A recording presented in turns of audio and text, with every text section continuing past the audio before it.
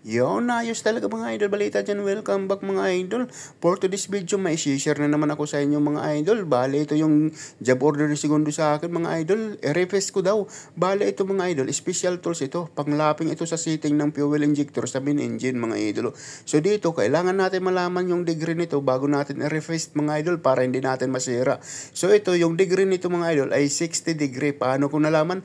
Panoorin nyo hanggang dulo mga idol. Doon nyo malalaman mga idol. So ayan mga idol. Dito naman tayo sa lead machine mga idol. So dito sa compound rest, isi-set up natin ito sa 60 degree mga idol dahil yung angle ng tapered is 60 degree mga idol. So dito linuwagan lang natin yung dalawang nut para maikot natin itong compound rest and then isi-set natin sa 60 degree. So dito sa cross slide may makikita kang mga numero yan. May 40, may 50. So ayan, naset na natin sa 60 degree mga idol.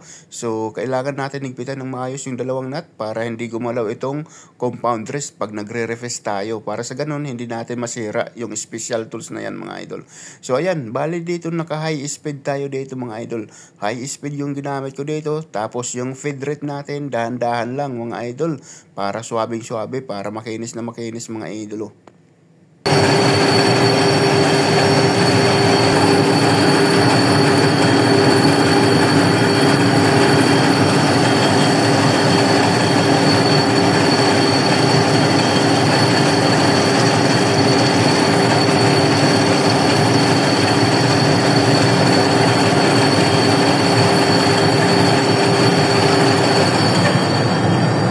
So ayan mga idol, bali isang pasada pa to mga idol.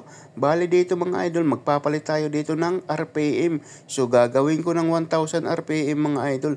So isisit natin to sa 1000 RPM mga idol. Bali gagawin natin sa maximum dahil pang finishing na to mga idol. So dito nga pala mga idol, mano-mano lang natin pipihitin to. Hindi ito pwede sa automatic. Pag nagtitapered tayo mga idol, no?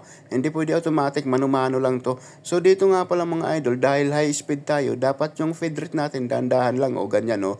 'Di ba? Dahan-dahan lang yung ikot ko mga idol para makinis na makinis.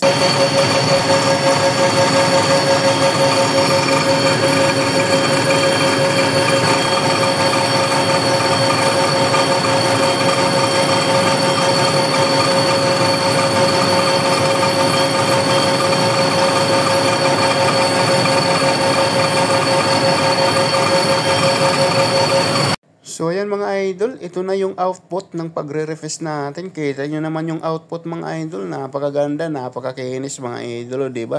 Ganun lang kasimple mga idol. So ito na mga idol, ayan o, kita nyo naman. So paano ko nga ba kinuha yung degree ng tapered na to mga idol, no? So hindi tayo dito gumamit ng formula. Paano ko ba kinuha yung degree nito? So ito lang yung ginamit ko dol. Ito. Yan. Ito yung ginamit ko. Ito yung tinatawag na degree finder or protractor mga idol. Yan o. So paano nga ba gamitin to? So ganito lang mga idol. Napaka basic lang. O, gaganyan mo lang. Yan.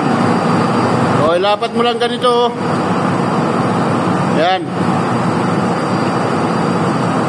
Yan, ilapat mo ng ganyan dol. O. Dapat walang awang. Dapat lapat na lapat. So ayan o. So 60 degree dol. So ibig sabihin ito 60 degree. Di ba? So ganun lang ka basic.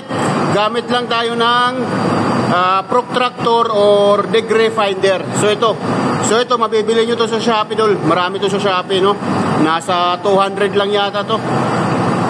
So ganyan lang ka basic oh. Ginanyan ko lang oh. Di kuha ko na yung degree niya mga idol oh. Di ba? Oh 60 degree idol oh. Kita nyo? 60 degree dol. Yan o, 60 degree. Yon. Diba? Ganun lang ka-basic mga idol. So yun, mga idol. So gumamit lang ako nito, no? Degree finder para makuha natin yung degree ng tapered na to.